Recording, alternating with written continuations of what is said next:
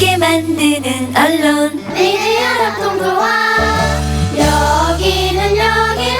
여기는 국민TV 함께 만드는 언론 미디어 협동조합 여기는 국민TV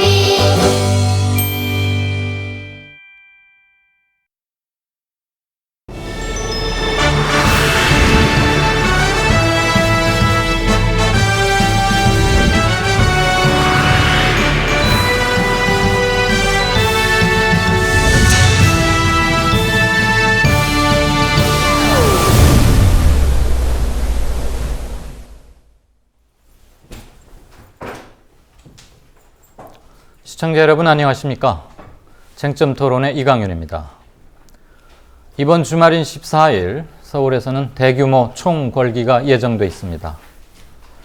국정교과서가 한 달 가까이 모든 이슈들을 빨아들여 버린 사이에 노동계약 등 민생은 한계점에 이르른 지 이미 오래입니다. 그러나 정치권은 속수무책입니다. 이번 주 쟁점 토론은 을들의 반란으로 잡았습니다. 오늘 같이 토론하실 분들 소개해 드리겠습니다. 먼저 김하범 민주주의 국민행동 운영위원장님 나오셨습니다. 안녕하십니까? 노중기 전국 교수노조 위원장님 나오셨습니다. 예, 반갑습니다. 네. 국민투표운동본부 공동본부장이자 한국진보연대 공동대표도 맡고 계시죠? 자주 뵙네요. 박서군 대표님 어서 오십시오. 안녕하세요. 맞습니다. 민주노총 사상 처음으로 노동자 직접 투표에 의해 선출되셨죠. 얼마 전에 이영주 민주노총 사무총장님 자리하셨습니다. 예, 반갑습니다. 반갑습니다. 네, 조금 전에 말씀드렸다시피 이번 주말 긴장이 고조되고 있고요. 노사정 대타협이라는 이름 아래 발표된 5대 노동계약이 역사교과서 국정화에 좀 가려진 감이 있습니다. 시민사회단체에서도 역사교과서 국정화 반대운동에 힘을 쏟았는데요. 그래도 을들의 국민투표라는 이름으로 지속적인 노동계약 반대 활동을 해오셨습니다. 현재 투표가 어느 정도 진척되고 있는지 이런 것들을 묶어서 예. 네. 현재 전국 한 784개 네. 지역에서 투표함이 한 2,100개 정도가 네. 제 표현으로 보면 분량이 돼가 있는. 예, 잠깐만. 그렇습니다. 민노총 이 사무총장께서 잠시 그러면 이어받아서 설명을 좀 해주실까요? 마이크를 아직 차고 있지 않아서. 네. 국민투표 진행 네, 상황 을들의 말씀드리나요? 국민투표 진척 예, 예. 상황이요. 현재 원래는 14일까지 진행을 하기로 했다가요. 여러 가지 요구가 있어가지고 일단 11월 말까지 진행을 하기로 했고요. 네. 일단 그 노동자들이 조금 더 적극적으로 진행을 하고 있으나 일반 시민들도 많이 참여하고 있습니다. 현재 3,000개 정도의 투표소가 설치되어 있고요. 네. 지금 아마도 다음 주 중이면은 조금 더 많이 늘어날 것 같습니다. 그리고 이제 추가적으로 여태까지는 가능하면은 구체적으로 투표를 진행하기 위해서 SNS는 열지 않았는데요. 11월 말 마지막 주는 SNS를 통해서 좀 집중적으로 더 진행될 계획입니다. 네, 그렇군요. 원래는 내일까지 투표를 하려고 했는데 조금 기간을 연장하신 그 이유는 뭘까요? 예, 그 점은 네. 말하자면 전국적으로 풀뿌리 방식으로 이제 국민투표를 진행하고 있거든요. 네. 근데 번져 나가는데 시간이 좀 걸리는, 말하자면 지금 막 발동이 걸리기 시작하는 네. 그런 지역들이 많은 겁니다. 예. 그래서 지금 막 발동이 걸리는 상황이니까 좀 한 2, 3주 연장을 해서 11월 25일까지 투표를 일단 연장하고 예. 개표를 11월 28일 날 하자. 11월 28일. 예, 네. 11월 28일 날 축제 방식으로 광화문 광장에 전국의 투표함을 모두 다 총결집을 집계를 시켜가지고 거기서 한 3시경부터 8시경까지 생생하게 모두 다 함께 참여하는 가운데서 개표하면서 이 여러 가지 분위기를 만들어 나가자 이렇게 돼 있습니다. 그러니까 결집된 국민들의 의사를 축제 분위기 속에서 확인하고자 예. 그래서 좀 더 많은 참여율을 높이는 게 당연히 필수적일 테니까 예. 그래서 좀 높였고. 예, 사실은 이 국민투표는 기본적으로 이 투표에 참여한 사람 숫자를 카운트하는 네. 그것의 목표는 부차적입니다. 예. 그보다는 사실은 현재 지금 제도 언론들이 그 노동계약 부분에 대해서 제대로 보도를 안 하고 있는 거꾸로 지금 보도를 하고 있지 않습니까? 네. 광고를 그렇게 하고 있죠. 예를 들면 비정규직 일자리 만들기 위해서 노동계획해야 됩니다. 말하자면 비정규직 일자리 만들기 위해서 노동계획해야 된다고 하면 국민들이 대다수가 찬성하지 않겠습니까? 그렇죠. 근데 그 내용은 실제로는 그 이 말하자면 더 낮은 임금, 맘대로 해고, 네. 그리고 그 평생 비정규직 만드는 그런 이른바 이제 노동계약, 어떤 사람도 노동재앙이라고까지 이야기합니다. 재앙. 예, 재앙을 네. 만드는 건데 잘 모른단 말이죠. 예. 잘 모르는데 제도로는 다 막혀 있습니다. 뭐 조중동 그 종편은 말할 것도 없고 그 공영방송인 KBS, MBC 그리고 또 이 민간방송인 SBS 이런 데서 제대로 보도를 하고 있지 않은 거꾸로 가고 있는 거죠. 이미 뭐 권력이나 자본에 다 장악된 상태이기 그렇습니다. 때문에 그래서 제대로 된 보도를 기대하는 사람 그렇게 많지는 결국은 이제 않았겠지만. 대한방송 네. 이런 또 SNS 등을 통해서 알릴 수밖에 없는데 네. 그 방식만이 아니라 바닥에 전국 방방곡곡에서 풀뿌리 방식으로 좀 한번 누벼보자 이래서 그 투표함 개수를 지금 현재 뭐 2,000개에서 한 3,000개 정도 이렇게 그 분량이 돼서 개설되고 있는데요. 네, 네. 아마 이 부분들 좀 더 늘려 나가려고 합니다. 네. 그래서 이 말하자면 일반 그 국민들이 현장에서 직접 목격할 수 있게 하자. 그래서 불뿌리 여론을 일으키자. 이렇게 지금 방향을 잡고 있고, 그래서 캠페인을 해서 노동법 개혁에 대한 이 내용을 국민들에게 알리는 네. 그것이 사실 가장 중요한 목표고요. 네.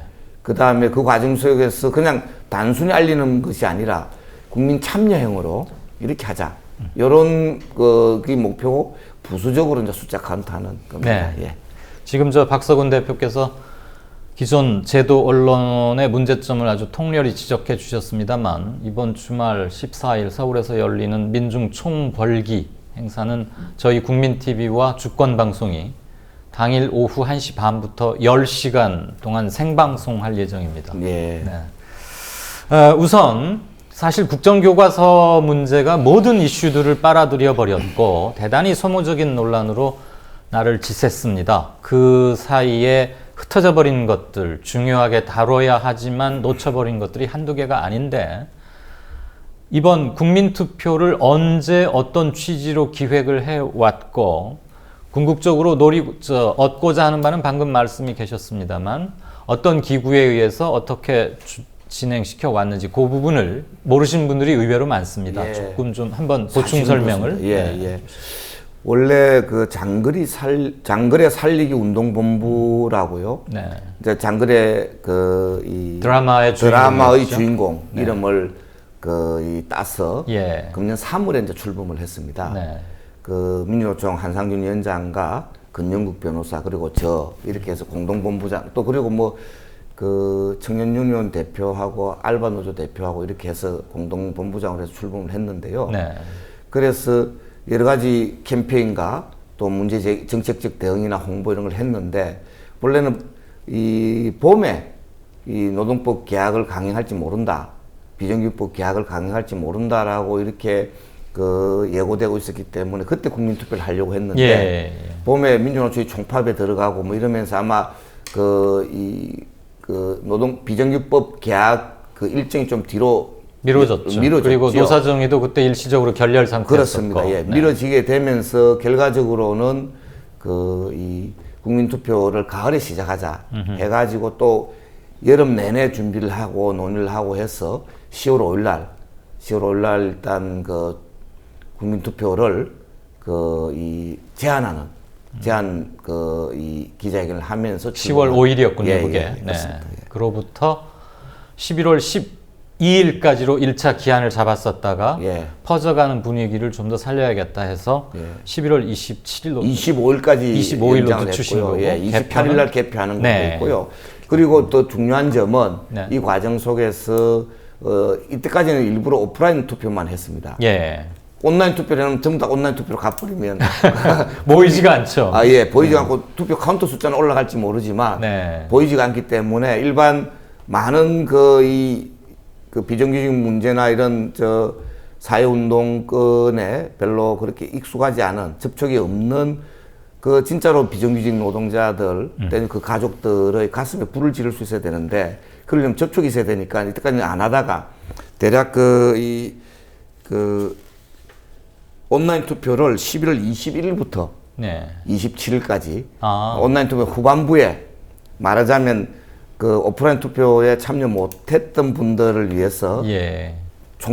집중하는 그런 방식으로 해서 오프라인 투표를 그때까지 25일까지 진행하고 네. 그 다음에 온라인 투표는 21일부터 27일까지 배치해가지고 대략 아마 한 전국에 100만 명 이상이 참여하는 그런 국민투표를 해보자 이런 목표로 지금 돼가고 있습니다. 100만 명 이상의 투표자 참여 확보가 목표시다. 예. 네.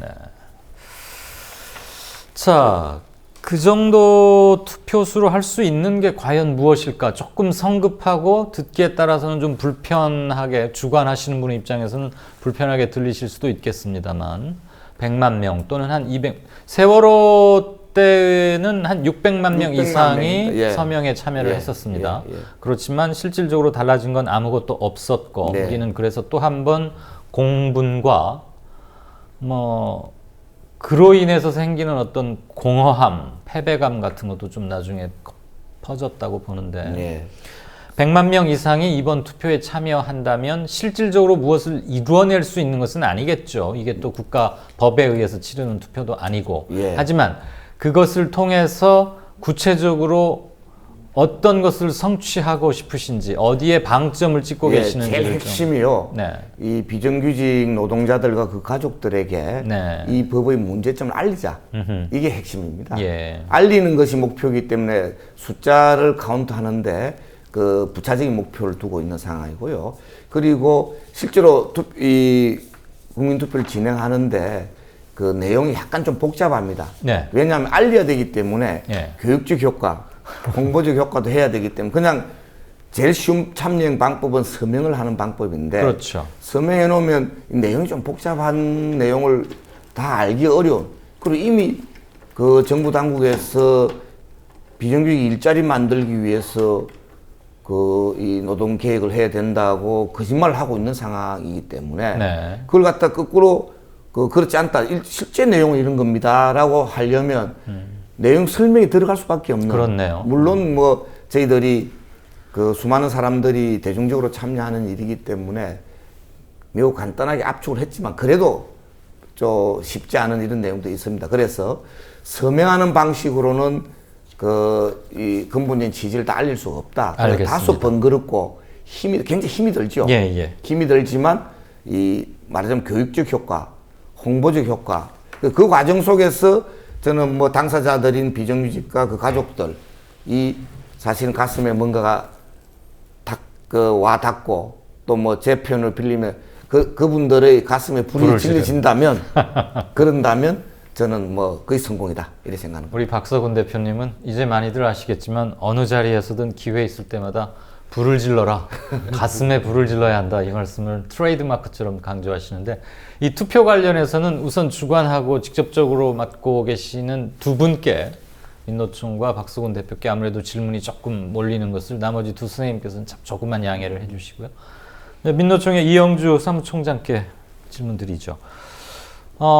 지금 박 대표도 말씀하셨습니다만 투표 과정도 좀 복잡하고 메르스다 뭐다 하여튼 올해 참 다사다난하지 않았던 해가 없습니다만 항상 해 걸음판에 가서 되돌아보면 올해는 정말 큰 것들이 많이 겹쳤고 무엇보다도 그게 국민들의 무슨 생활, 안전 이런 거에 직결되면서 혼을 그냥 빼앗아 버리는 요즘 참 혼 얘기 잘못하면 안 되죠.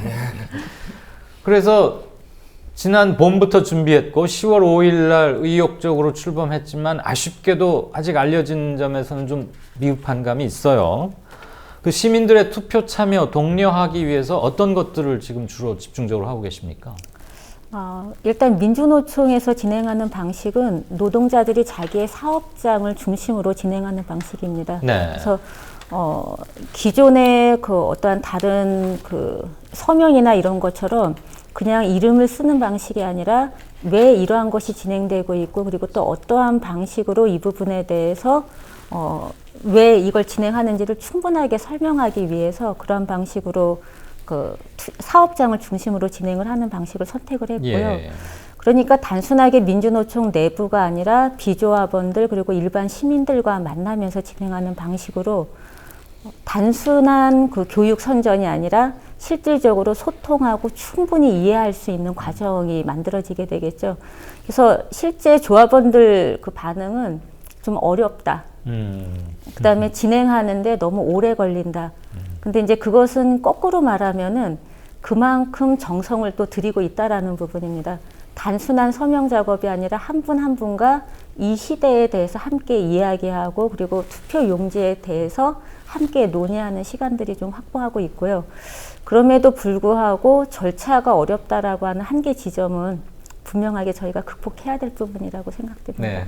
어렵게 치러지는 투표니까 그 한 표 한 표의 힘은 그리고 의미는 훨씬 크다고 할 수 있겠네요. 사실 가두 서명대에서 이름과 주소 그리고 이제 자기 연락처 같은 거 적는 이른바 기존의 서명운동 방식은 물론 다 정확히들 쓰셨겠지만 거기서 몇 글자 틀려도 사실 누구 뭐라 할 수도 없는 거고 또 뭐 신분증을 일일이 확인해서 하는 그런 것도 아닌데 그러니까 그냥 이렇게 뭐 물론 대부분은 우러나서 하시겠지만 어떤 분은 그냥 빨리 숙제하듯이 하고 가는 그런 관행에 비춘다면은 요번에 한 표 한 표는 굉장히 의미가 있겠다는 생각이 들고요. 김하범 대표님, 운영위원장님. 네. 이전에요, 우리가 지금 진행 중인 이런 국민투표의 형태로 네. 민중들의 뜻을 결집하고 이것을 다져서 어떤 결의의 형태로 뭘 발표하는 물론 뭐 성명서나 그런 거 많이 있었습니다만 투표 형태로 했던 것은 그렇게 흔하지는 않았던 것 같은데 어떻습니까? 네, 제가 뭐 많이 알지는 못합니다만 제가 아는 한도 내에서는 처음 시도된 걸로 그렇죠? 보여집니다. 예, 예. 네, 아주 독창적인. 노조에서 단위 사업장별로 하는 구체적 이슈를 놓고 투표 무엇을 결정하기 위한 그런 투표가 아닌 조금 뭐 진화된 형태의 이 사회 예. 운동이랄까? 예. 일단 이렇게 들리는 전국적인 거죠. 규모로는 사실상 처음인데요. 네. 지역 단위로는 몇 번 있었습니다. 아하. 그 방패장 문제 예, 때 부안에서 주민투표를 한 적이 있고요. 네. 그 다음에 또 핵발전소 문제로 최근에 삼척에서 했죠. 삼척에서도. 예, 그리고 아마 오늘 내일 하게 되는 부분이 영덕에서 예. 경북 영덕에서 또 이 주민투표를 하고 있습니다. 예, 그런 정도가 이 말하자면 설레 네. 정도가 되는 거고요. 전국적 규모로 하는 것은 사실상 처음이고요. 네. 저 그림에 나오겠지만요. 보면은 또 투표 기표대나 투표함이나 투표용지나 굉장히 연구를 많이 하고 또 이 실험을 해서 누구라도 의지만 있으면 쉽게 아마 투표를 주관할 수 있도록 대중적인 방법으로 진행되고 있고요. 뭐 처음 하는 거니까 여러 가지 또 시행착오가 있긴 합니다만은 그래도 굉장히 의미 있는 아마 그런 시도가 되지 않겠느냐 이렇게 생각합니다. 중앙선관위에서도 와서 좀 보고 배우라고 말씀 좀 하시죠. 예, 중앙선관위에서 뭐 방해만 안 하면 예, 왜냐하면 국민투표 왜 이름 국민자 썼냐고 이런 이야기 하면 사실 골치 아프거든요. 네. 국민투표는 국민투표법에 따라서 진행돼야 되는데 네. 뭐 국민투표라는 말을 쓰지만 그게 뭐 여러 가지 중앙선관위에서 이야기를 하면 좀 약간 복잡해지긴 합니다.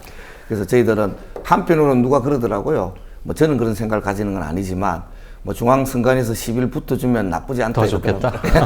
예, 이른바 노이즈 마케팅이라고 합니까? 예. 삼척시장 당선자에 의해서 치러졌던 삼척지방의 핵발전소에 대한 주민 투표는 중앙정부에서 그 효력을 인정하지 않고 그렇습니다. 네, 예. 그렇게 해서 그냥 무화시켜 버렸는데 그렇지만 실질적으로는 민심은 분명히 확인이 된 완전히 거죠. 확인됐고 그래가지고 삼척 지역의 핵발전소는 일단 그거로 저질시킨 예. 뭐 그런 상황이 됐고요. 그 지금 영덕도 진행되고 있는데 영덕은 더 좀 열악한 사정입니다. 네. 삼척의 경우에는 이 삼척시장이 핵발전소 반대를 공약으로 걸고 무소속으로 당선된 분입니다. 그 시청에서 그래도 주관에서 앞장서서 나서니까 좀 나은데 예. 영덕의 경우는 시장께서 중립을 반대는 아니고요. 찬성도 예. 아니고 중립을 하고 시의회 의원님들이 좀 앞장서서 하시는 예, 이런 모양이라 가지고 삼척보다 조금 열악하긴 합니다만은 그건 하여튼 의미 있게 진행되고 있습니다. 저희 오늘 국민 내일입니다. TV 취재진도 지금 영덕에 보내왔습니다. 그렇군요. 예, 그래서 예. 거기서 며칠 동안 머무르면서 면밀하게 취재를 할 거고 예. 그거를 이번 금요일에 종합 리포트를 할 예정입니다. 예, 그렇습니다. 자, 다시 본론으로 돌아오죠. 이번 14일 주말 서울에서 곳곳에서 지금 민중 총궐기가 예정돼 있는데 그 건에 대해서 누가 종합적으로 잠시 브리핑을 좀 해주시겠습니까? 아, 예. 일단 이 총궐기가 필요하다라고 하는 이제 제안은 네. 노농빈 대표자 회의라고 하는 단위에서 처음 시작이 되었습니다. 예. 그러니까 현재 그 한국 사회에서 가장 많은 탄압을 받고 있는 단위, 또 어떻게 보면 가장 일을 하면서도 대접을 못 받는 단위가 노동자, 농민, 빈민이다. 그래서 이제 노농빈 회의가 이제 잡혔는데요. 이 노농빈 대표자 회의에서 이제 5월 달에 일단 각각이 자신의 문제를 가지고 이렇게 싸우는 것은 실질적으로 문제 해결이 되지 않는다. 그러니까 근본적으로 함께 힘을 합쳐서 근본적인 문제를 해결하자라고 하는 그런 제안이 나오게 됐고요. 제안이 나오고 사실은 10분 만에 그냥 바로 결정이 됐습니다. 네. 그거는 뭐냐면 각자가 자기 현장에서 느꼈던 게 워낙들 다 절박했고 각자 그 분산된 형태의 싸움으로는 무엇도 이룰 수 없다라고 하는 그러한 그 공동의 그런 생각이 이미 같이 있었던 것이고요. 그 이후에 지금 11월 14일까지 이제 그 전체적으로 과정을 정리하고 그다음에 지역을 순회하면서 함께 간담회를 갖고 그래서 지역의 이 체계를 갖춰 나가는 그런 전국적인 움직임이 있었고요. 그리고 드디어 11월 14일에 전국에서 14만이 함께 집결을 하게 됩니다. 14만이요. 예, 네. 지금 현재 15만 정도 예상을 하고 있는데요. 네. 초기에 저희가 잡았던 목표가 10만이었습니다. 예. 근데 이제 지역 간담회 가서 10만이라고 얘기하면 지역에서 먼저 10만이 목표자 이런 질문을 하셨거든요. 그래서 어떻게 민중 총궐기인데 10만이냐 더 해보자라고 하는 오히려 현장의 요구들이 있었고요. 현재 14일까지 저희가 이렇게 집계되는 걸로는 15만이 충분히 넘지 않을까 예상을 하고 있습니다. 예. 너무 조직 목표를 대우가 14만이고요. 네. 그 다음에 이 일반 시민들도 많이 참여할 거라고 생각합니다. 예. 그러면 겸손하게 이야기해서 한 15만이냐. 겸손하게 얘기하신 게 15만입니까? 그래서 네. 아마도 이 정도 그 수많은 군중이 모이는 것은 87년 6월 항쟁. 6월 항쟁 때도 많이는 안 모였습니다. 네. 6월 항쟁 때는 탄압받는 그런 상황이었기 때문에 전국적으로 모두 카운트하면 숫자가 많지만 그렇죠. 각각의 그 장소에 모이는 인은 그렇게 크지 않습니다. 87년에 대통령 선거 과정에서 대선 유세 예. 그때 뭐 100만씩 모이고 여의도 광장에서 DJYS 사실 그때 뭐 유세할 말이 때. 100만이지 실제로는 100만 안 되거든요. 한 6, 70만 정도로 하여튼 뭐 그런데 추산했죠. 네. 몇십만 명이 최소한 모였는데 예. 그 87년 대선 유세 이후로는 아마 최대 군중이 되지 않겠느냐. 가슴에 불이 확 질러지면 20만 명 정도 가능하겠네요. 그렇습니다. 그래서 본진은 네. 노동자, 농민, 도시 빈민, 청년 학생 네. 그리고 시민. 아까 우리 김하범 위원장께서 좀 있으면 소개할 텐데 네, 네. 시민대도 합니다. 일반 시민들도 이 조직대오 비슷한 이런 사전 준비된 대오가 이제 본진이 되는 거고요. 서울에 몇 군데서 나뉘어서 지금 행사가 열릴 예, 거죠? 예. 현재 노동자대, 농민대, 도시빈민대, 청년학생대, 그리고 시민대 네. 최소한 5개 이상이 이제 진행되는데요. 네. 그 앞에 뭐 노동자대의 경우는 또 산별 연맹별로 또 사전대들이 또 만들어지기 때문에 예. 열 몇 군데 정도가 아마 될 거라고 생각하는데요. 그거는 본진입니다. 네. 그게 본진이고요. 이제 우측날개, 우측날개가 바로 뭐냐면 교과서 국정화에 반대하는 수많은 시민들의 이른바 통계급적인 그런 그 요구와 동력입니다. 모든 계급을 합친 통계급, 계급을 예, 뛰어넘은. 뛰어넘는 네네. 예, 그렇고요. 또 좌측 날개에는 바로 앞에 이야기한 그 수많은 이 참 그 비정규직 노동자들의 예. 그 가슴에 불을 질러서 같이 또 좌측 날개가 되는 예. 본진과 교과서 그리고 비정규 이렇게 해서 양쪽 날개를 함께 이 몰아가는 그러니까 한 번으로 되는 건 아닙니다. 11월 14일 한 번에 되는 건 아니고 알겠습니다. 그날 시작해서 12월 초에 또 민주노총 총파업을 중심으로 또 제2차 총궐기가 준비되고 있습니다. 그래서 시작을 11월 14일 날 해서 네. 쭉 본진과 양날개로 이렇게 진행해 가서 세상을 바꾸자라는 지금 계획을 갖고 있습니다. 현 단계 우리 사회의 모순의 총합을 한 군데 결집시켜서 하겠다는 얘기를 드립니다. 광화문 민중총궐기 집회 직전에 대학로에서 또 다른 준비 행사가 지금 하나 준비되고 있는 게 있죠? 그건 김 위원장께서 좀. 범시민대회인데요. 정식 명칭은 역사 쿠데타 저지 세월호 진상규명 민주민생수호 범시민대회. 저도 이제 보고 읽어야 됩니다. 꽤 길군요. 꽤 깁니다. 그러나 크게 그 세 가지 아주 중요한 그 관심사들이 집중되어 있습니다. 근데 이거는 그 처음 논의의 시작이 노동자, 농민, 빈민들로부터 논의가 시작됐지만은 결국 여기에 일반 시민들이 함께 힘을 보태고 연대를 표시하고 해야 되는 거 아니겠느냐라고 하는 일종의 사전대회 형식이지만은 아무튼 연대하는 그런 대회로 기획이 됐습니다. 그래서 나는 노동자도 아니고 농민도 아니고 빈민도 아닌데 근데 난 뭔가 해야겠어.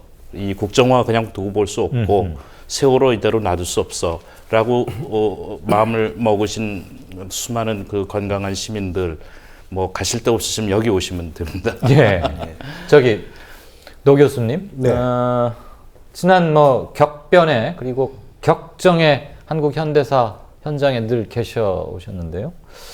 민중총궐기 대회 같은 형태의 시민대회 그리고 그때까지의 중첩된 모순을 한 군데로 묶어서 폭발적 에너지를 통해서 해결해 보려던 시도들 이런 것들 굵직굵직한 거 몇 가지를 좀 한번 시대순으로 한번 잠깐 정리 좀 해봐 주실 수 있어요? 제 머리에 우선 떠오르는 일들은 87년 6월 항쟁이 있습니다. 87년 6월 항쟁은 뭐 많은 분들이 아시기도 하지만 곧바로 7, 8월 노동자 대투쟁과 이어져 있습니다.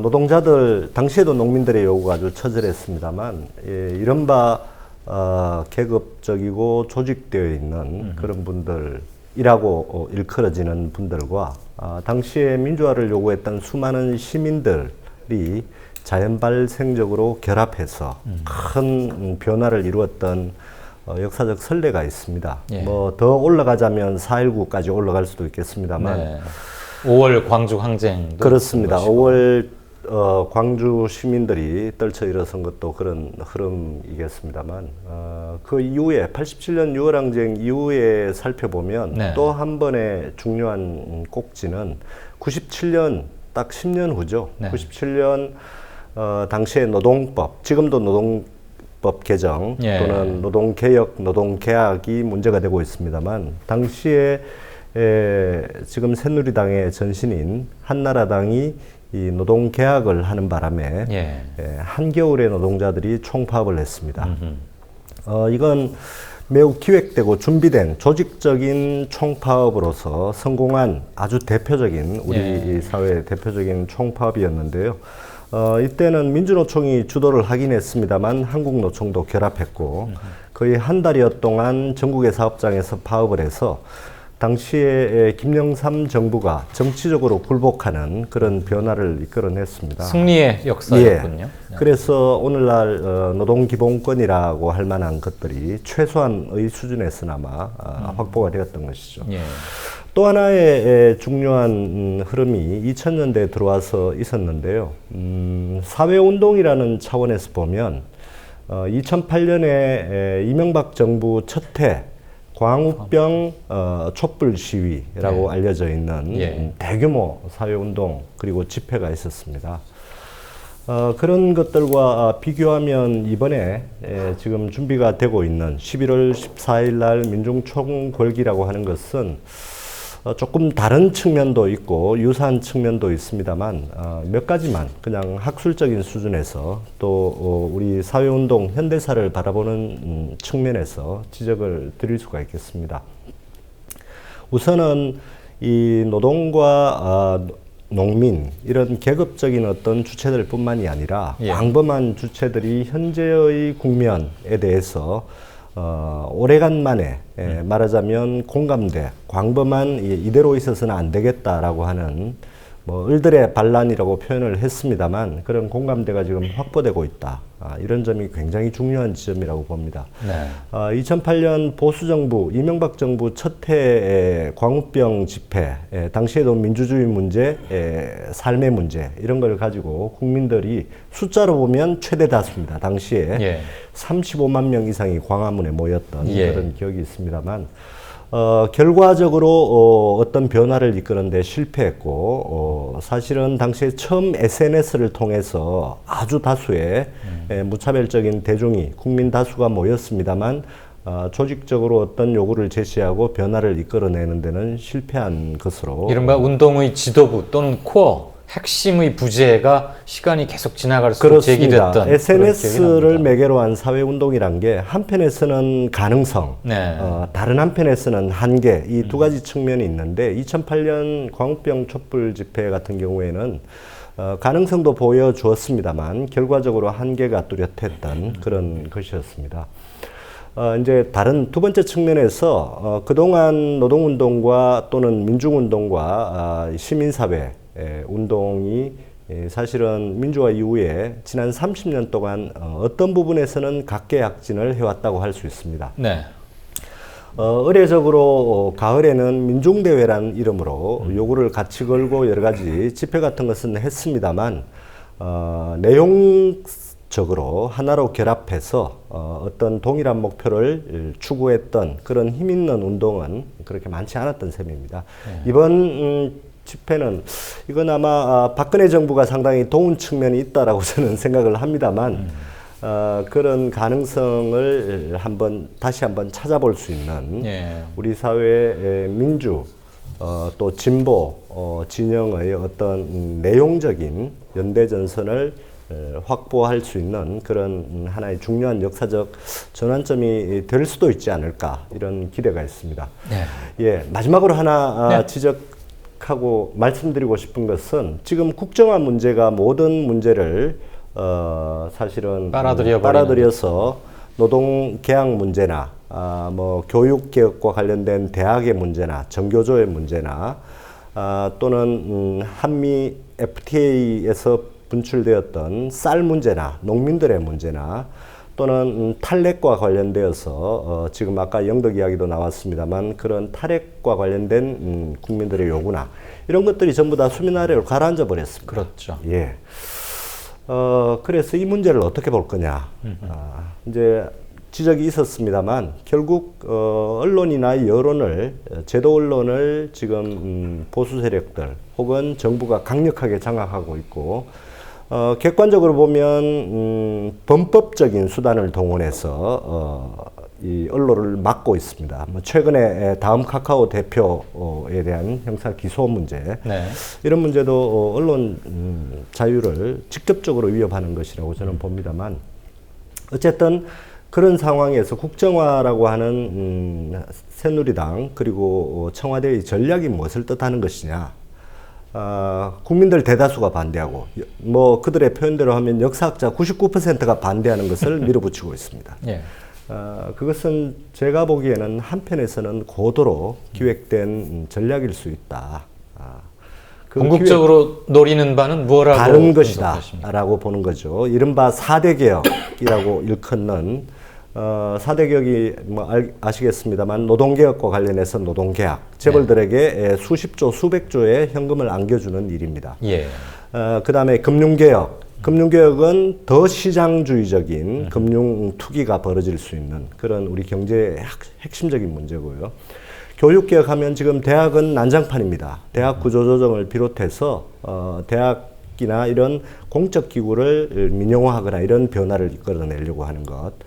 예, 이런 일들 또 공공부문 개혁도 마찬가지입니다. 공공부문 우리 사회 여러 가지 사회적으로 보호해야 될 그 공공부문을 전부 다 시장적인 방향으로 뒤집어 놓으려는 이런 일들이 전반적으로 전면적으로 진행되고 있습니다. 그런데 언론을 막고 정치권을 장악하고 또 힘없는 야당을 앞세워서 밀어붙이고 있는 형국이어서 저는 상당한 전략적 기획이 있다고 봅니다. 네. 그 전략적 기획에 맞서는 것이 아까 박 대표님 말씀하셨습니다만 아래로부터 풀뿌리의 어떤 연대, 네. 그 다음에 실제 참여하는 어떤 연대, 투쟁, 이런 것들을 바닥에서부터 만들어 나가려고 하는 시도가 이번 11월 14일 날 민중 총궐기가 아닐까. 네.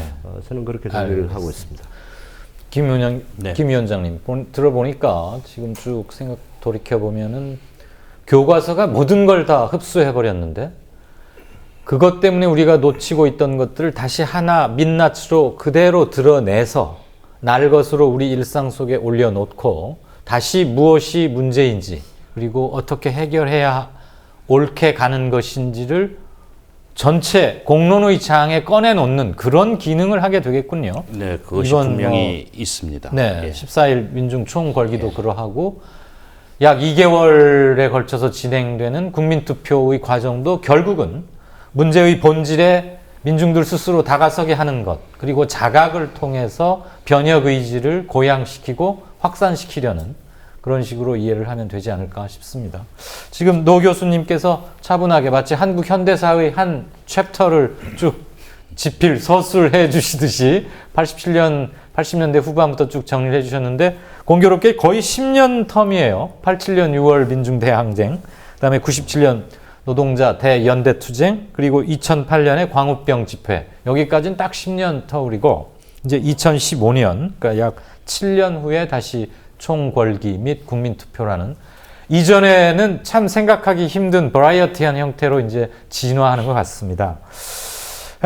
그런데 일각에서는 아마 이제 잘 되기를 염려하고 잘 되기를 바라는 마음이 더 커서이겠지만 그렇게 이해를 하고자 하는데 굉장히 많은 단체가 동참하다 보니까 각기 중요하게 생각하는 것이 조금씩 다르고 그러다 보면은 일치된 하나의 거대한 함성을 내지르는 것, 거기에 도달하는 데는 조금 어려울 수도 있지 않겠느냐 이런 우려를 하는데 이 사무총장께서는 어떤 답변을 하시겠습니까? 사실 역설적으로 조금 전에 그 국정화 얘기를 하면서 저희가 국정화가 모든 현안을 다 어떻게 보면 이제 잡아먹었다라고 평가를 하는데 거꾸로 역설적으로 국정화가 중심으로 다른 모든 현안이 떠오른 거거든요. 아하, 예. 반대로 보면. 네. 마찬가지로 저는 지금 이제 그 굉장히 많은 단체들이 민중 총궐기에 같이 하고 있습니다. 예. 그렇기 때문에 그들이 각자 자기의 요구도 내세워야 되는데 공동의 요구와 내 요구를 어떻게 조화시킬 것인가라는 고민을 가지고 있거든요. 근데 또 한편으로는 이 모든 현안이 왜 일어났는가라고 하는 지점에선 다 동일하다라는 거죠.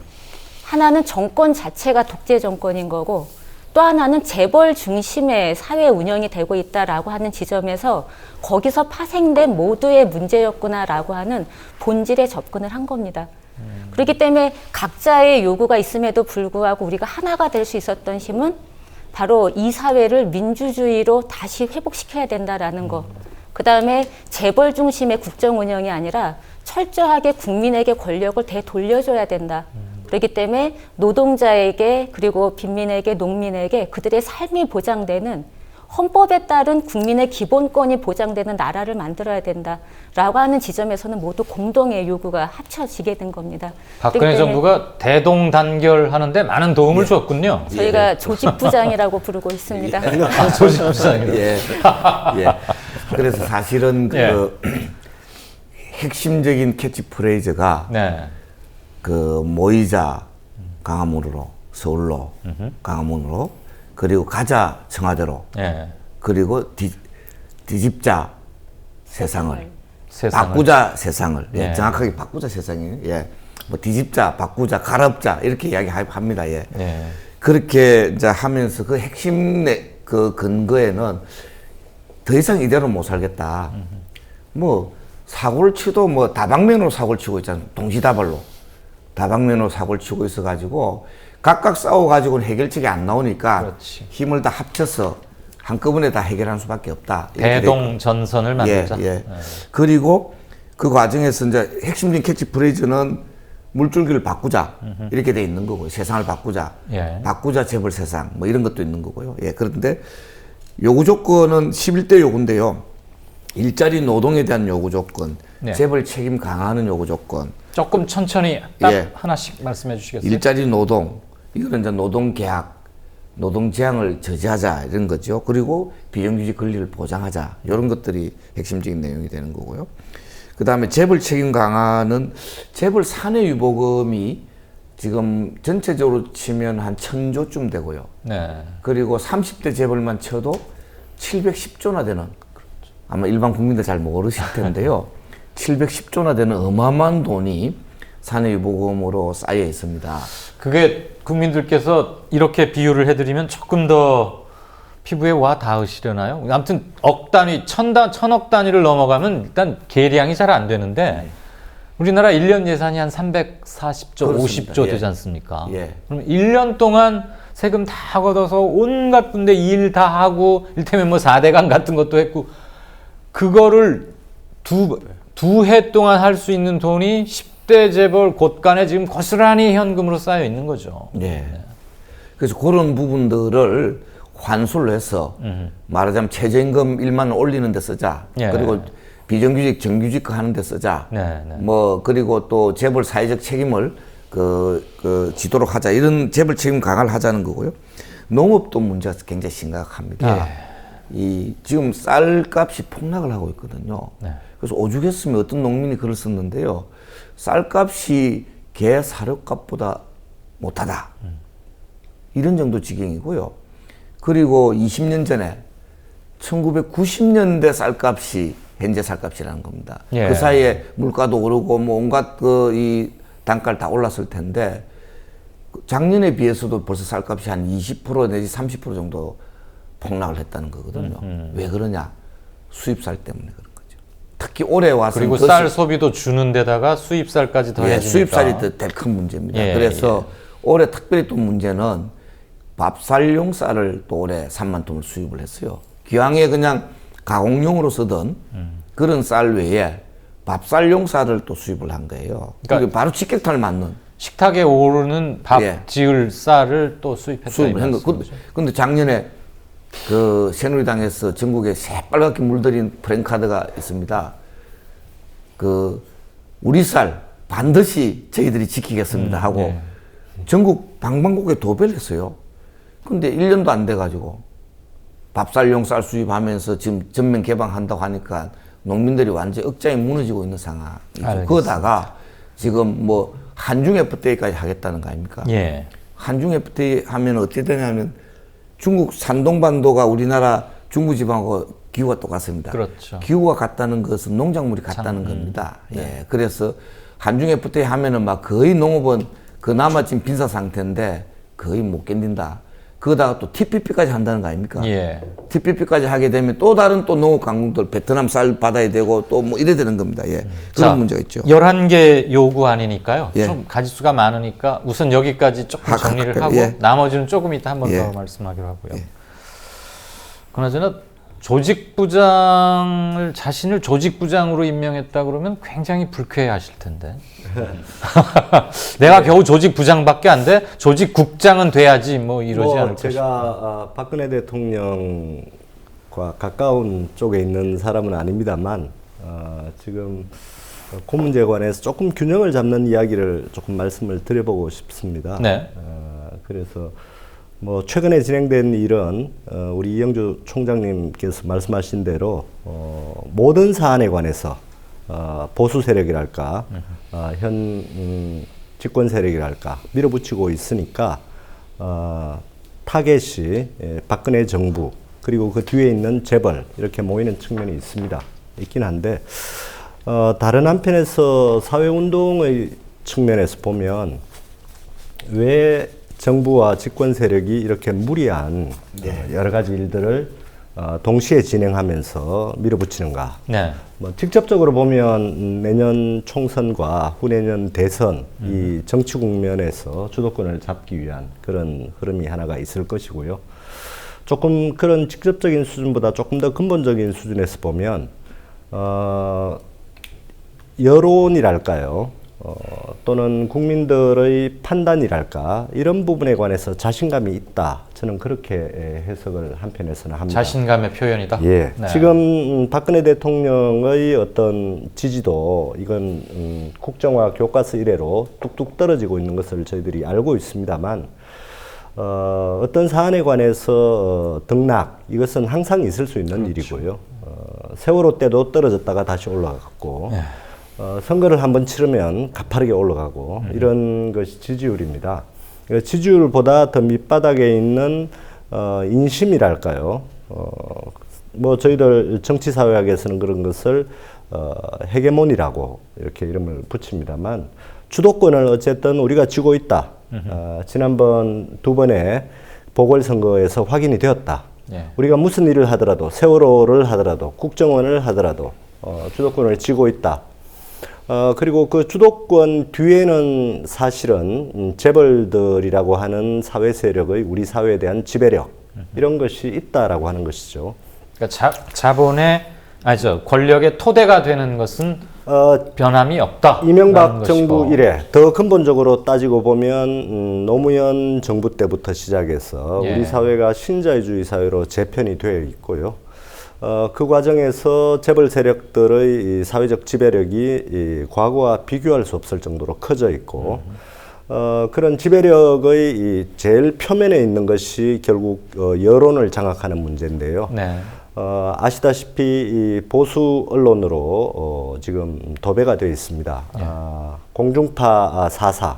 과거에는 그 중에 일부가 좀 이렇게 개혁적인 목소리를 내는 경우도 있었습니다. 광우병 국면 때만 해도 MBC의 활약은 굉장히 그렇습니다. 의미 있는 거였는데 그 이후로 완전히 지난 10여 년간 완벽히 장악당해 있고요. 그랬죠.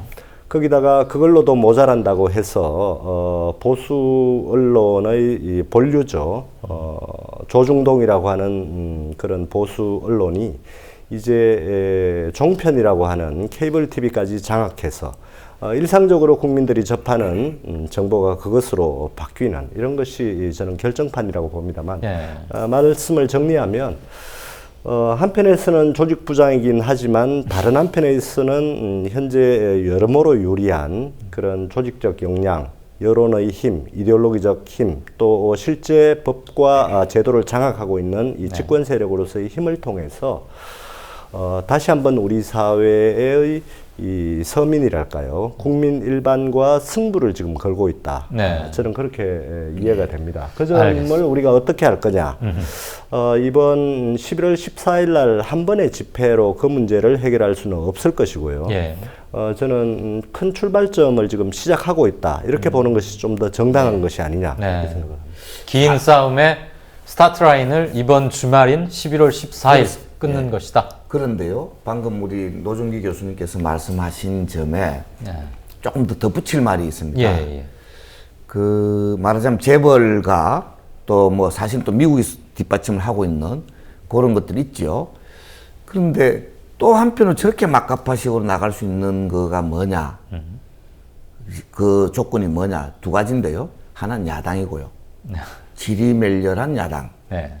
또 하나는 완전히 이 국정방송돼 있는 언론. 그 교과서만 국정화된 게 아니라 지금 언론이 방송이 되는 판이 돼 있습니다. 그래서 저희들은 뭐 국정방송으로 가려고 하냐 이렇게 이야기하고 있는데요. 그래서 야당이 사실은 국민들의 신뢰를 받지 못하고 야당성을 살리고 있지 못하고 그리고 대안으로서 신뢰를 받지 못하니까 뭐 내가 아무리 그 박근혜 내지 정부 여당 박근혜 정권과 새누리당 정권에서는 이거 뭐 우리가 아무리 개판 쳐도 거칠 게 없고 눈치 볼 것도 없다. 눈치 볼 게 없다. 왜냐? 이런 거죠. 야당이 알아서 자폭을 해주니까, 자멸을 해주니까 말하자면 그런 겁니다. 그래서 야당이 하여튼 제대로 이 투쟁성을 회복하면서 제 역할을 해야 된다. 두 번째로요. 또 한편으로는 뭐 자유주의 야당은 또 그렇다 치고 진보 정당들이 지리멸렬해 있는데 진보 정당들이 또 여러 가지 성찰과 혁신을 통해서 또 통합을 통해서 이 진보 정당이 소금의 역할을 또 해야 되는 또 그런 과제도 있는 거다. 그게 야당의 문제. 두 번째 언론의 문제. 아까도 제가 설명했지만 이 국정 방송화되어 있는 이 부분을 넘어서는. 그래서 저는 사실은 국민 TV가 좀 더 분발했으면 좋겠어요. 예, 그래서 국민 TV가 뭐 기왕에 있었던 그런 내용을 다 이제 극복하고 예. 좀 더 공세적으로 네. 이 현장과 국민들 속으로 바닥으로 불을 지를 수 있도록 예, 그렇게 파고들었으면 좋겠습니다. 알겠습니다. 성화 봉송자가 되도록 하겠습니다. 저 김하범 위원장님, 지금 뭐 애초에 목표는 한 10만이었는데 현장에서 야, 그 10만이 무슨 소리야? 최소한 15만은 돼야지. 그리고 이렇게 따져보니까 15만 못할 이유가 없잖아. 그래서 이제 15만 정도를 목표로 하는데, 그럼 12만이었건 15만이었건 어쨌거나 그것은 우리가 일찍이 경험해보지 못한, 최근 몇 년 사이에는 경험해보지 못한 상당히 가슴 설레는 숫자이기도 합니다. 정말 우리 세월호 때 여실하게 겪지 않았었습니까? 세월호 1년이 되었건만 7, 8만? 우리 시민들 추산에 그만큼 10만이라는 숫자가 주는 물리적 그 두터움, 견고함, 그리고 막상 그 운집된 인파를 보면서 스스로 고양되는 그런 에너지도 있지 않습니까?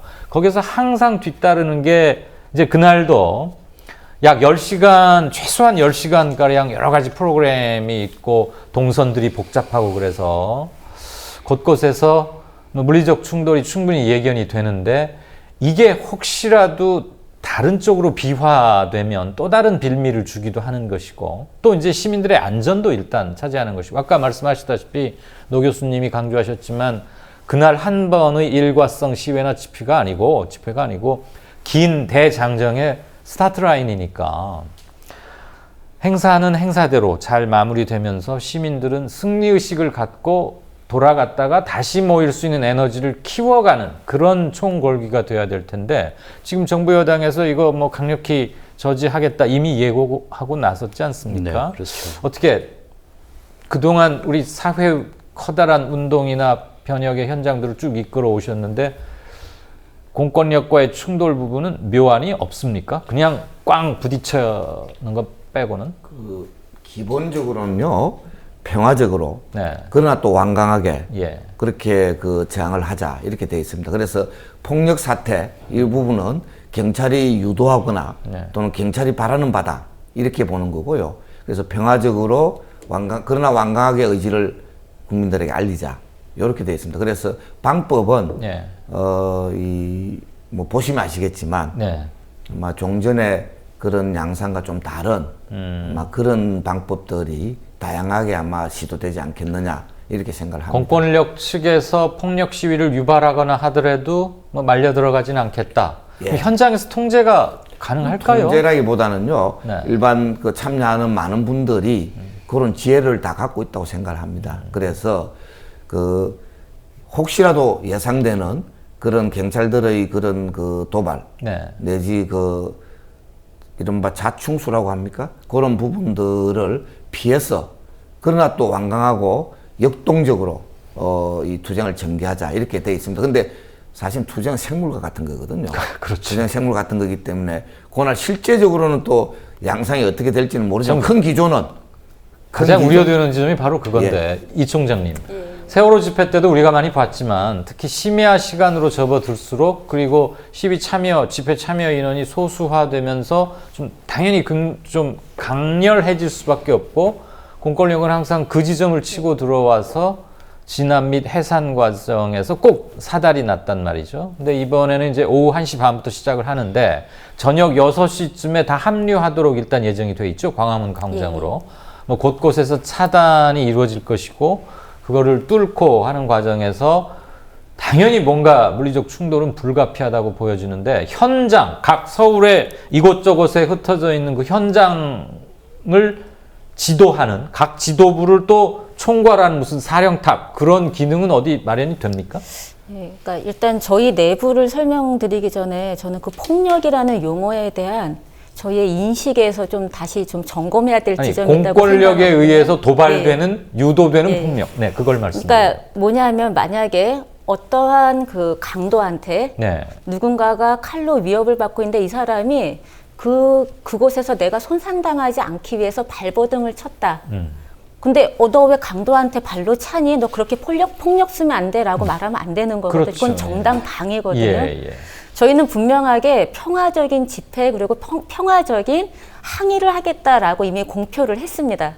그렇기 때문에 정부가 해야 될 거는 이 국민들의 의사 표현에 대해서 평화적으로 보호해야 되는 역할인 거죠. 네. 그럼에도 불구하고 그날 저희의 평화적인 이러한 행진 속에 만약에 공권력을 통해서 폭력을 행사한다면 저희는 바로 우리의 방어를 위해서 어떠한 대응을 할 수는 있습니다. 최소한의 대응은 그렇죠. 불가피하다. 네, 이거는 저희를 지키기 위한 행동이지 예. 실질적으로 사실 경찰들도 다 저희 자녀들인 거잖아요. 그렇죠. 예. 그래서 경찰에게 저희가 먼저 공격하는 일은 없을 겁니다. 분명한 부분은 저희는 평화적인 시위다라고 하는 거를 이미 다 공표를 했고요.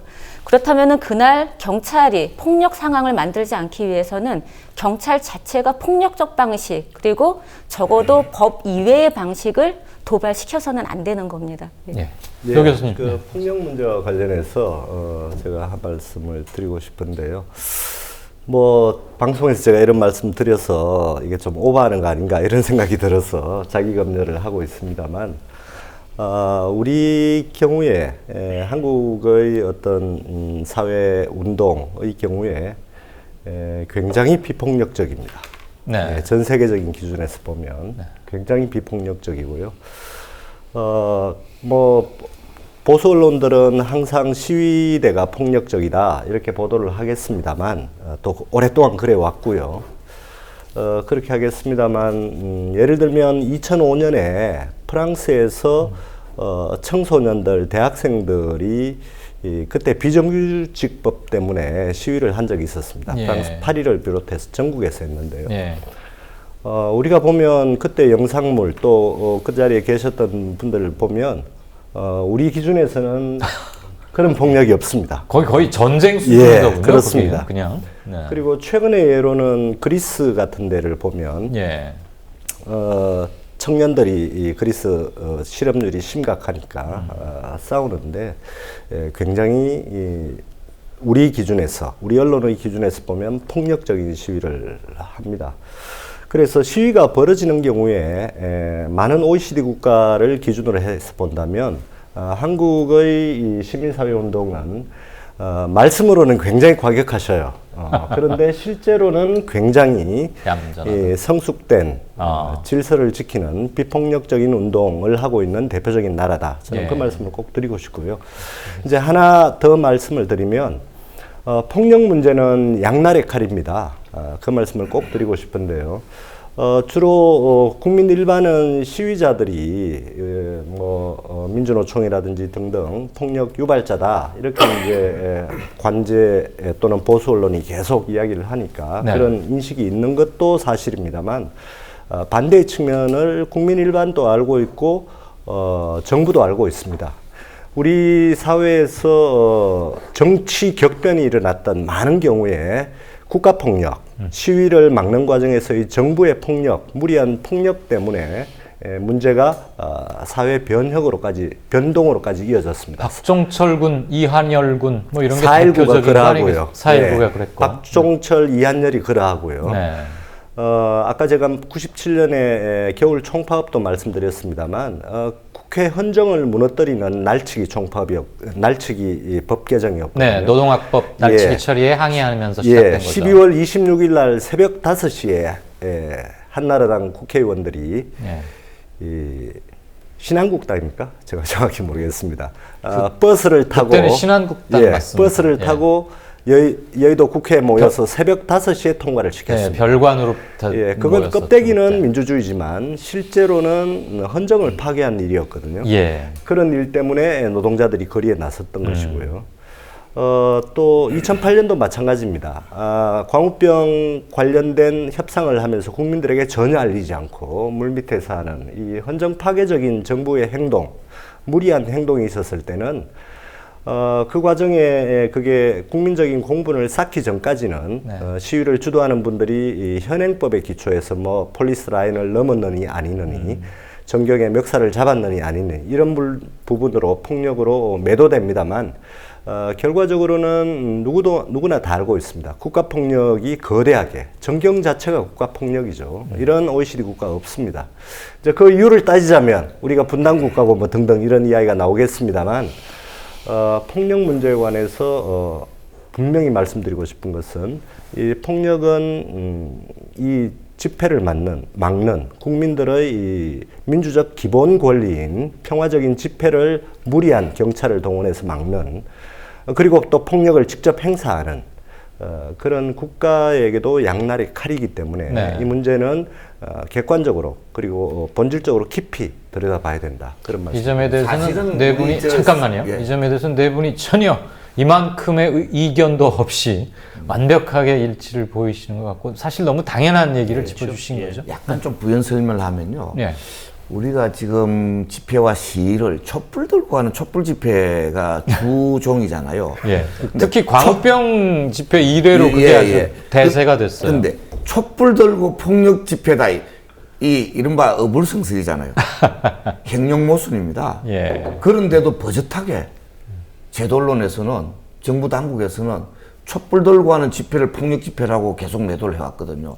근데 그러다 보니까 일반 국민들은 아, 저것도 폭력이구나 하고 이 세뇌가 되는 그렇습니다. 이런 면들이 있습니다. 그래서 국제적인 기준이나 또는 그 여러 가지 전문적인 기준으로 볼 때는 애초에 촛불 집회 자체는 폭력이라고 이야기하는 것 자체가 굉장히 말하자면 말이 안 되는 이야기다. 이 이야기를 꼭 하고 싶습니다. 네. 예. 저는 거기에도 한 가지만 네. 건의드리면 사실은 언론의 역할이 굉장히 중요하잖아요. 근데 민중 총궐기를 앞두고 언론은 한마디로 국민에게 폭력을 쓸 거냐라고 물어보는 게 아니라 정권에게 당신들 민중 총궐기 때 폭력을 쓸 겁니까? 라는 질문을 해주셨으면 합니다. 알겠습니다. 촛불 이퀄 폭력으로 만들어버린 그 언론의 실은 작은 프레임인데 결과는 어마어마하고 엄청난 거죠. 그리고 그것을 우리는 너무 당연하게 받아들인 경험들이 있었고 그 과정에 이제 동원된 언론, 관제 언론의 영향이 컸던 것은 두말할 필요가 없는 것 같습니다. 외국 사람들은 뭐 촛불 집회를 그 폭력으로 매도한다고 하면 웃어요. 예. 촛불은 생활 상기잖아요. 그렇죠. 예. 네, 맞습니다. 이 점은 꼭 우리가 너무나 당연하게 건너뛰었던 건데 명백히 한번 되짚어봐야겠다. 그리고 바로 시각 교정, 인식 교정을 해야겠다는 필요성을 느낍니다. 자, 그 민노총 다시 한번 하나 좀 여쭙죠. 뭐 상당히 사람들에게 친화적인 이름이 많이 알려진 곳이기도 해서요. 도대체 여기에서 무슨 일이 있었나 싶은데 아마 지난 6일이었던 것 같아요. 공공우순수 노조 화물연대 소속 풀무원 분회. 뭐 이렇게 말하면 굉장히 복잡하고 길고 그냥 풀무원. 뭐 13명 무슨 사전 체포영장 이런 것까지 가고 했는데 도대체 그냥 순진하고 깨끗하고 유기농이고 친환경의 상징처럼 알고 있던 풀무원에 무슨 일이 있었던 겁니까? 예, 사실 이 구체적인 그러니까 내부 내용들은 언론을 통해서 이미 많이 나왔기 때문에 많이 네. 알고 계실 텐데요. 이 상황에서의 이 풀무원 분해 노조의 조합원들에 대한 탄압이 계속 진행이 됐고요. 예. 그리고 이제 여기 조합원들께서 여의도에서 지금 전광판 위에 농성을 하고 계십니다. 고공농성. 근데 이제 이러한 그 사실은 노조 활동을 한 부분으로 인해 갖고 지금 13분이나 체포영장이 발부되고 그 중에 이제 이분들을 체포하겠다라고 해 갖고 사실은 사무실에 대한 압수수색이 들어오게 됐고요. 예. 그 과정에서 이제 현재 2명은 이제 기각이 됐고 그래서 11명의 체포영장이 발부돼 있는 상황입니다. 근데 사실 이것이 풀무원만 떼어놓고 볼 수는 없는 상황인 게요. 예. 현재 그 민주노총 경기본부 같은 경우도 지금 2분이 소환이 돼 있는 상황이고요. 그다음에 곧 체포영장 또는 구속영장이 나올 거라 이런 예상을 하고 있습니다. 사실 올해 민주노총이 지금 과격한 그 총궐기가 이루어질 겁니까? 라고 여쭤보시는 게 올해 사실은 여태까지 어떤 과격한 행동들이 거의 없었거든요. 예. 그럼에도 불구하고 현재 한 150여 명 이상이 소환을 받은 상황입니다. 예. 그리고 그 중에 많은 분들이 또 실질적으로 구속이 되고 있는 상황이고요. 저는 지금 이 시기에 아까 저희가 박근혜 대통령을 조직국장이라고까지 부르면서 이 내부의 이 문제를 말씀을 드렸었는데 왜 이러한 상황으로 그러니까 정말 조합원 한 명 한 명이 지금 단결을 할 수밖에 없는 상황으로까지 몰아가는 이러한 정권의 움직임은 무엇인가? 네. 저희는 가장 중요하게 일단 총궐기와 총파업에 대한 두려움이라고 생각을 합니다. 결국은 정권 재창출을 위한 노력에 가장 큰 방해가 된다라고 보고 실질적으로 김무성 대표가 이야기했던 게 이 표는 인식하지 않겠다라고 했거든요. 네. 결국은 노동자는 한마디로 이 땅에서 노동자 민중은 국민으로 보지 않겠다라고 하는 이 정권의 정체성이 그대로 나타나고 있는 일관성 있는 탄압이라고 보고 네. 있습니다. 그래서 이 부분에 대해서는 저희는 아까 말씀드렸던 그 총궐기를 하는 이유의 한 부분대로 각각의 사업장의 싸움으로 극복하기는 어렵다. 결국은 노동 정책이 근본적으로 변화돼야지 되고 실질적으로 이 사회 자체의 민주주의의 후퇴를 막아내지 않고는 불가능하다라고 하는 싸움으로 보고 있고요. 그래서 전체가 자기 사업장의 사안을 뛰어넘어서 함께 파업으로 맞서자라고 하는 결의를 하고 있는 상황입니다. 풀무원 역시 그러니까 지금 노동 탄압을 가장 현재적 관점에서 그대로 맨몸으로 노출돼 있는 그런 거다 말씀이고. 사실은 마침 네. 제가 오늘 낮에 네. 여의도 그 풀무원 노동자들 농성하는 데를 사실은 지원 방문을 하고 왔습니다. 예. 가서 보고 두 분이 벌써 6일째 단식을 하고 계시더라고요. 네. 그분들이 충북 음성에 있는 그런 물류센터에서 이 화물차를 운전하는 그런 분들, 이른바 이제 화물연대 소속 예. 노동자들인데요.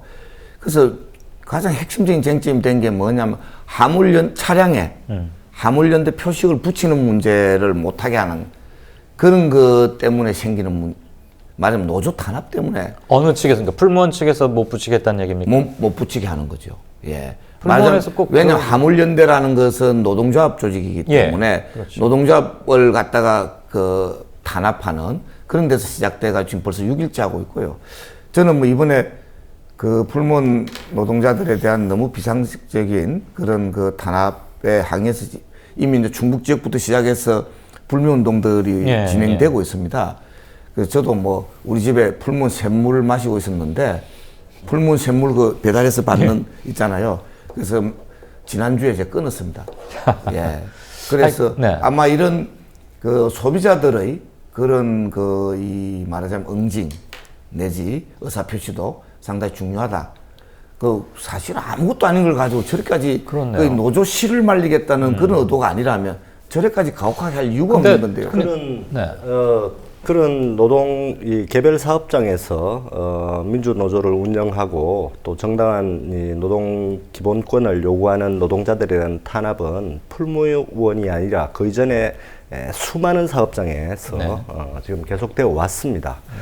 이번 풀무원 문제가 특별히 문제가 되는 것은 이 풀무원 사업장의 이른바 불법을 빌미로 해서 풀무원 사업장의 상급 조직인 네. 공공운수노동조합 전체를 압수수색하겠다라고 나왔기 때문에 그것도 그냥 점잖은 방식이 아니라 정경을 투입해서 힘으로 밀어붙이겠다. 그래서 사무실을 다 뒤져서 자기들 원하는 바를 하겠다. 이것은 공공운수노조는 산별노조입니다. 예. 산별노조이고 이 산별노조는 유럽의 기준으로 하면 그 산별노조 위원장은 거의 사회적으로 어떤 부처의 장관급의 그런 대우를 받는 그런 지위를 갖는 조직입니다. 예. 그런 조직에 대해서 그 조직의 아주 일부에 문제가 있다 하더라도 전체 조직을 걸어서 무단으로 침입을 하려고 하는 것을 2013년입니다. 국민들이 아마 다 아실 텐데요. 철도 파업 와중에 정부가 민주노총에 철도 파업 위원장을 잡겠다고 어느 날 갑자기 정경을 동원해서 사무실을 쳐들어간 적이 있습니다. 네네. 1월 초였을 겁니다. 아마. 그것과 맥락을 같이 하는 일이다. 지금 노동자들이 노동계약 문제 때문에 총파업, 그 다음에 민중총궐기 이런 것을 민주노총을 중심으로 진행하고 그중에 핵심 조직 중에 하나인 공공운수노조를 아주 전략적으로 공격하고 있는 것이다. 위협을 하고 있는 것이라고 봐야 되고요. 한 걸음 더 나가서 말씀을 드리면 저는 최근에 이런 노동계약이나 또는 풀무원 사태 또는 이 민중총궐기에 대한 정부의 위협이랄까요? 이런 것들의 타겟이 뭐냐? 최종 목표가 뭐냐? 네. 그 부분을 조금 분명하게 해야 된다라고 보는데요. 저는 상징으로서는 민주노총 중앙조직을 무너뜨리는 것이다. 이렇게 봅니다. 네. 그리고 직접적인 이해관계로서는 대개 민주노총이 큰 사업장, 공공부문 사업장을 민주노총이 조직하고 있습니다. 이 노조들을 민주노조로서의 성격을 탈각시키겠다. 이것은 적어도 노동으로 따지면 97년 이전으로 돌리겠다. 네. 이런 뜻이라고 저는 해석합니다. 이 점을 우리 시민사회도 이해를 해야 되거니와 네. 더더욱 조합원들 그리고 지도부에서 좀 심도 있게 고민을 하셔야 되지 않을까. 지금 그러한 것들이 궁극적으로는 결국은 청와대에 의해서 노동개혁이라는 이름 아래 진행되고 있다. 한쪽으로는 노동개혁이란 이름으로 제도적으로 힘을 빼는 예. 그런 작업이 진행 중입니다. 예. 민주노총이 힘이 센 이유는 네. 대개 정규직이고 해고로부터 보호를 받고 있습니다. 그렇죠. 그래서 일반 노조를 도입하면 장기적으로 힘이 빠집니다. 다른 한쪽에서는 민주노총 조직에 대해서 직접적인 공세를 가할 겁니다. 네. 그 공세가 이번에 아까 염려하신 대로 폭력 사태 같은 것이 누구의 잘못이든 유발이 되면 그 책임을 아마 민주노총에게 전가해서 형사적으로 문제를 삼을 가능성이 저는 농후하다고 생각합니다. 그렇죠. 자, 김 위원장님께 네. 한 가지.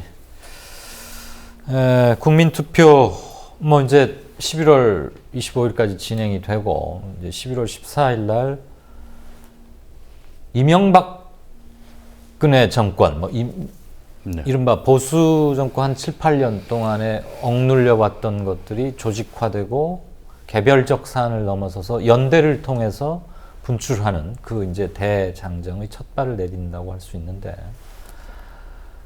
이런 것들이 기본적으로 박근혜 현 정부의 국정 운영 기조에 얼마만한 변화를 줄 수 있다고 보십니까?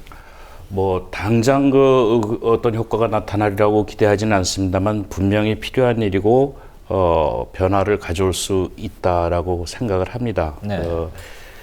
저희가 아주 강고해 보이는 그런 집권 세력도 보면은 크게 한 3가지 정도 성격이 안에 연합되어 있거든요. 네. 그러니까 거의 뭐 우리가 말도 붙일 수 없는 완전히 수구. 이 사람 아주 본류죠. 그 부류가 있고 중간엔 약간 기회주의적인 그래서 대세추종적인 그룹이 있고 또 그 다음에는 양심은 살아 있지만은 표현하기 어려워서 그냥 침묵해버리는 이거를 흔들 수 있다. 거기에 균열을 가야 된다. 그래서 열심히 이제 저희가 이런 투쟁, 권기 이런 걸 통해서 그걸 자꾸 흔들고 그래서 기회주의적인 사람들은 야 이건 내가 이쪽 편만 들고 있을 게 아니다. 약간 중립지도로 끌고 오고 또 용기가 없어서 말 못하던 사람한테 힘을 줘서 말을 하게 하고 뭐 그런 저희의 노력들이 어떤 결정적인 객관적 어떤 시기가 되면은 큰 어떤 변화를 끌고 올 수 있지 않을까 저는 그렇게 생각을 합니다. 네. 노 교수님은 같은 질문에 대해서 뭐라고 답변해 주시겠습니까? 예, 아까 제가 일부는 말씀을 드렸습니다만 이제 그 부분에 대해서 이제 조금 성찰이 필요할 것 같은데요. 우리가 사회나 뭐 이건 정권 변화도 마찬가지입니다만 이게 어떻게 변화가 가능한가 이런 걸 따져보면 저는 87년 6월 항쟁 같은 경우에 우연히 온 것은 아니라고 생각합니다. 오랜 동안에 운동 역량이 축적이 되었고 또 사회 경제적인 모순이 축적이 되었고 그것이 이제 바닥에서부터 바꾸기 시작한 거죠. 그래서 이한열, 박종철 열사의 그런 사건들은 그런 분노가 터지기 위한 하나의 출구를 만든 것이라고 봐야 되고요.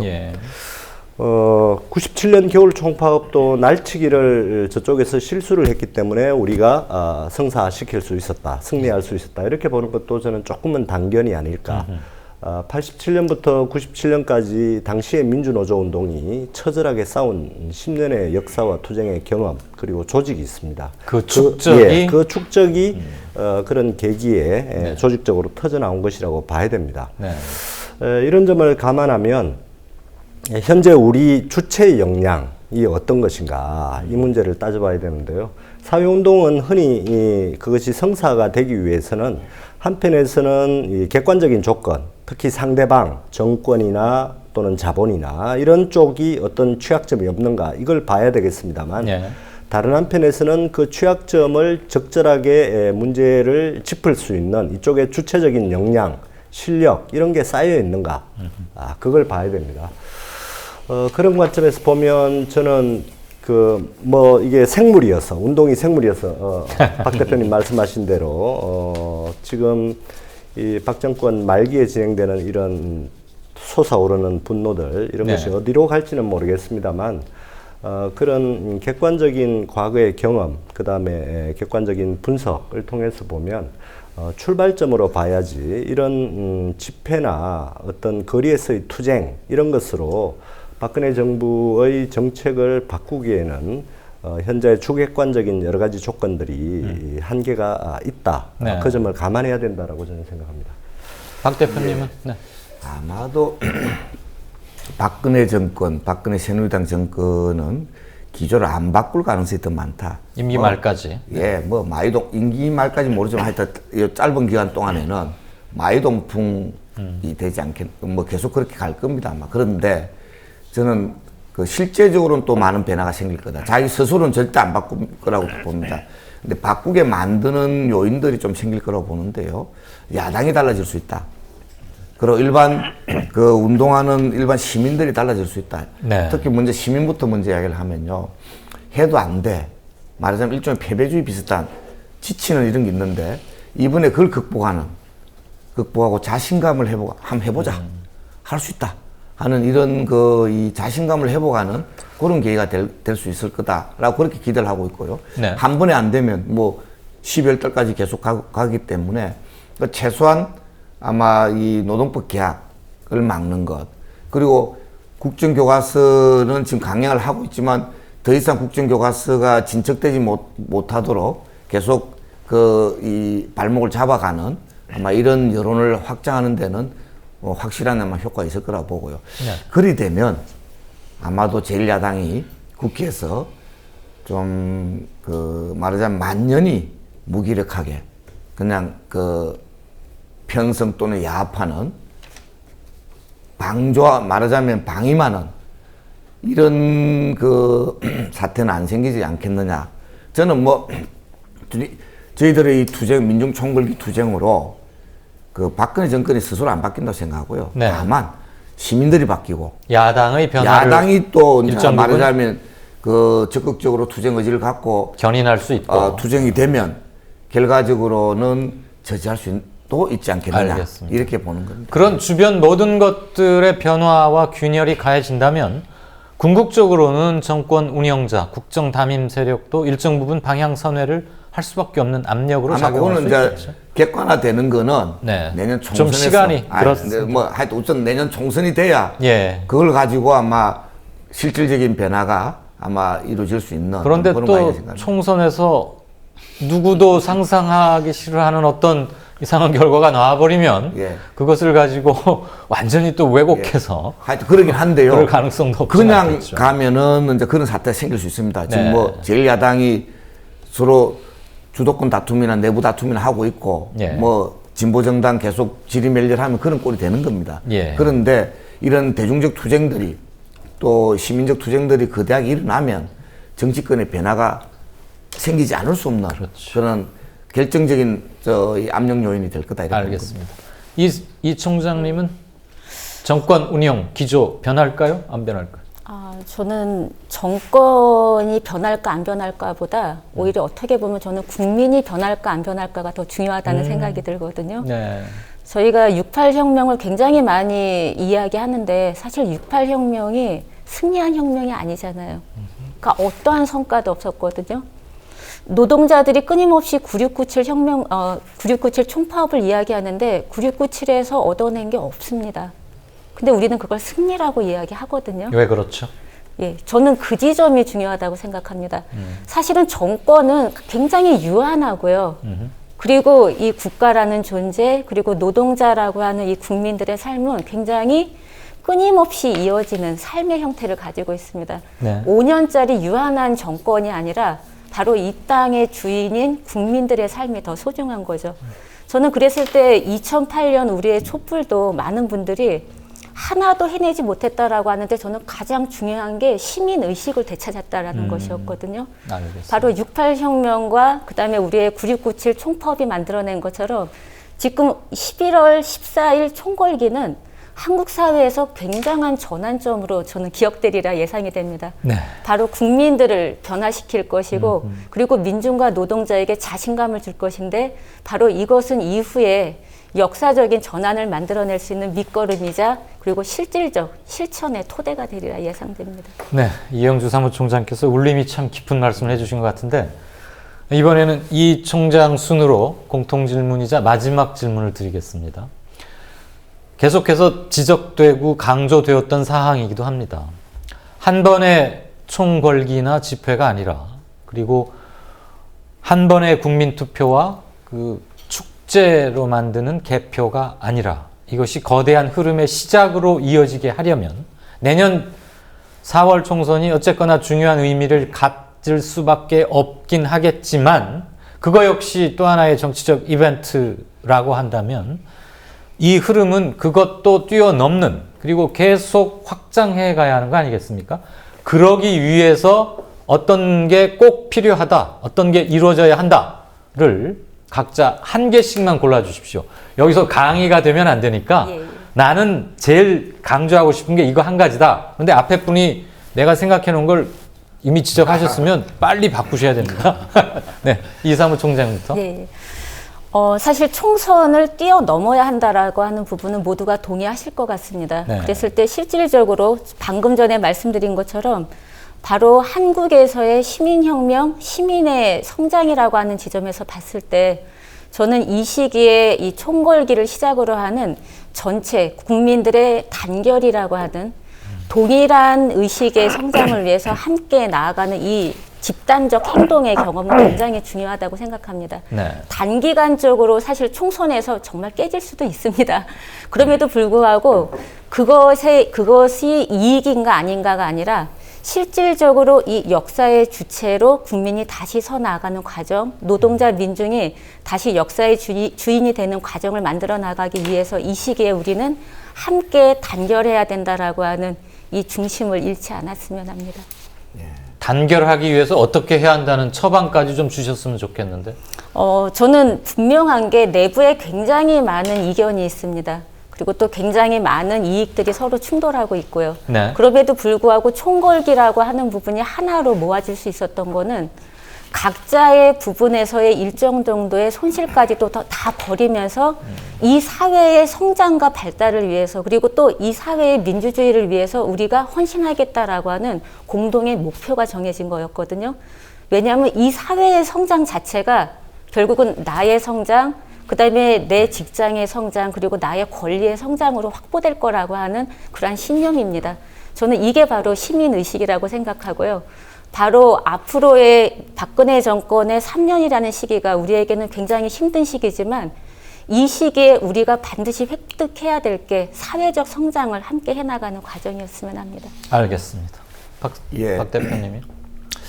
이 저토록 무도한 박근혜 새누리당 정권을 말하자면 이 브레이크를 걸 수 있는 이 총전선, 말하자면 저 무도한 정권의 그 재벌 앞잡이 짓거리에 대해서 올바른 경제민주화의 길로 또 그리고 민생의 길로 갈 수 있는 총전선을 만들어야 된다. 두 번째로는 이 야당이 바뀌어야 된다.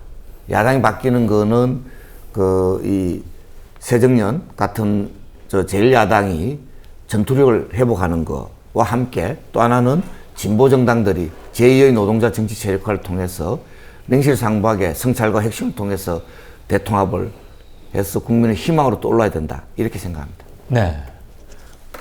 노 교수님은 어떤 견해십니까? 예, 저는 뭐 조금 더 이제 제가 오늘 학자 자격으로 나온 것 같으니까 말씀드리면 교수노조 위원장 자격으로 모셨는데. 예, 그렇습니다만 아니, 오늘 발언은 학자 자격으로 하고 싶습니다. 예. 조금 문제를 더 차분히 보는 게 좋겠다. 저는 네. 그런 제언을 하고 싶습니다.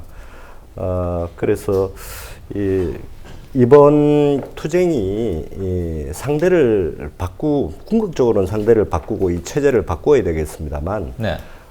이번 투쟁이 국민들에게 홍보하고 알리고 더 나아가서 조직하고 또 단결하고 그런 계기다라는 것에 공감을 합니다만 예. 조금 더 나가서 실제로 바꿀 수 있는, 그러니까 과거에 87년 6월항쟁 또는 97년 겨울 총파업, 촛불 집회 이런 것보다 질적으로 변화되는 우리 역량을 만들어낼 네. 그런 출발점이 되었으면 좋겠다, 그런 생각을 하고요. 그래서 우리 사회운동의 결국 중심은 민주노총입니다. 예. 민주노총이 원래 기획했었던 민주노총 내부의 조직혁신 이런 것에도 좀 관심을 기울여 줬으면 좋겠다. 우리 실력을 기르고 국민들이 변화된 의식, 이 집회에 참여해서 단결의 기운을 느낀 것, 그것들을 조직의 힘으로 만들어 가야 된다. 이런 것이 있고요. 다른 한편에서는 집회도 하지만 네. 그리고 거리에서 투쟁도 하지만 어떻게 하면 실질적인 우리 이 조직 내부에 있는, 사회운동 조직 내부에 있는 여러 아까 이 총장님 말씀하셨습니다만 이해가 대립되는 이해관계를 하나의 힘으로 조직적으로 묶을 수 있을 것인가. 네. 가장 직접적으로는 조직노동운동과 비정규 미조직 노동운동을 어떻게 결합시킬 것인가. 이건 저는 민주노조운동의 혁신이 전제되지 않으면 어렵다고 봅니다. 지난 10년간 실패해 왔는데 그런 일들도 조금 집회가 아닌 형태로 네. 풀어나갔으면 좋겠다, 이런 생각입니다. 정리하자면 전위이자 가장 핵심 조직의 자기 혁신, 그것을 통해서 투쟁 역량을 강화하고 그렇습니다. 그 한 걸음 나간 것이 다시 시민 전체의 수준과 의식을 고양시키는. 네. 예. 자, 마지막으로 김 위원장님. 예, 저는 뭐 제일 처음 말씀하신 우리 이 총장님 말씀에 거의 뭐 100% 동의합니다. 네. 근데 뭐 그래서 전 그걸 약간 좀 다르게 표현하는 것밖에 할 수 없을 것 같은데 끝까지 안 바꾸셨네. 예, 바꿀 게 별로 없어서요. 근데 그 언젠가 그 어떤 오디션 프로그램에서 그 1위를 한 어떤 그룹이 네. 그 소감을 이야기를 하는데 예. 진정한 팀워크라고 하는 것은 그 팀의 구성원들이 가진 최선의 것을 다 드러내 보이는 게 팀워크가 아니고 각자가 가지고 있는 최선의 것을 하나씩 버리는 게 팀워크이다. 버리는 것. 전체를 위해서. 네. 그래서 그것을 굉장히 저는 그 아주 깊이 있게 받아들이게 됐어요. 그래서 결국 우리가 사회적 연대를 끊임없이 해 나가야 되는데 우리보다 조금 못한 사람, 우리보다 조금 생각이 짧은 사람, 또는 우리보다 형편이 좀 나쁜 사람, 안 좋은 상황을 해서 우리가 가지고 있었던 고집, 뭐 생각 이런 걸 하나씩만 좀 버려서 같이 이런 건강한 연대의 토대를 구축하는 그런 계기가 좀 이루어졌으면 하는 바람입니다. 혹시 그 오디션 프로그램의 우승자가 젊은 아이돌 그룹이었나요? 아이돌은 그 당시는 뭐 아이돌은 아니었지만 현재는 뭐 아주 한국 예, 그룹입니까? 예. 그렇게 기특한 말을 예. 우승할 줄 알고 미리 써왔을까요? 모르겠습니다. 알겠습니다. 네 분 말씀. 이런 게 갖춰져야 우리가 한 단계 더 고양될 수 있고 긴 흐름으로 이어갈 수 있다. 그 말씀. 오늘의 결론 삼아 정리하고자 합니다.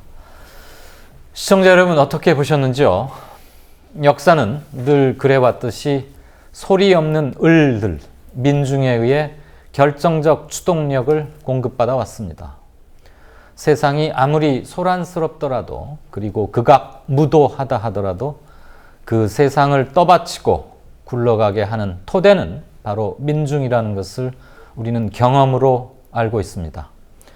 일과성 국민투표나 총궐기가 아니라 역사의 물꼬를 바꾸는 흐름으로 이어지기를 간절히 희망합니다. 오랜 시간 시청해 주셔서 대단히 감사합니다.